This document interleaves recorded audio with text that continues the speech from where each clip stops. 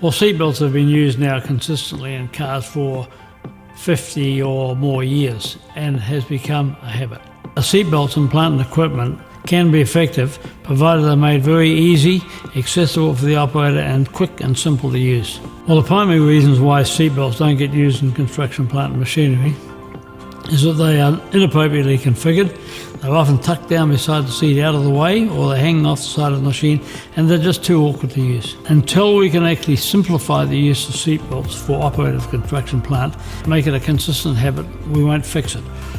When the machinery seatbelts are simple, quick, and effective, they will become a habit. There's been a lot of effort and money spent on developing interlocks, buttons under seats and switches in the seatbelt buckles and so on. None of them address the fundamental difficulty of putting a seatbelt on. There are times when you're off and on a machine very, very frequently. Forklift driver, a front-end loader driver on a construction site. They don't want to have to be looking for a seatbelt every 2 or 3 minutes and trying to put it on. It's got to be quick, fast and effective.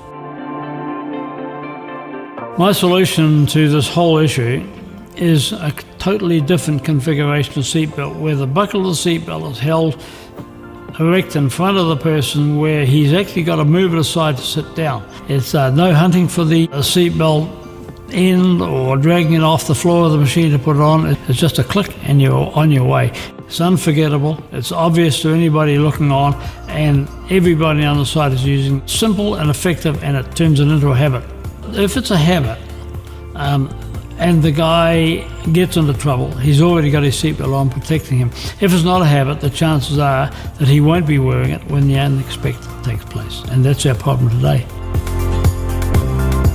Health and Safety Regulation New Zealand, the Act, has recently changed. It has broadened out the liability into the entire company. Managers, site supervisors and even directors are now obligated to manage and be aware of what's happening. The Act requires an employer to adopt all practicable steps to prevent injury. This isn't just about the operator any longer. Everybody's involved now in the management of safety. Notable users of Springbelts in New Zealand would be Fulton Hogan and Downer, Qantas particularly, Air New Zealand.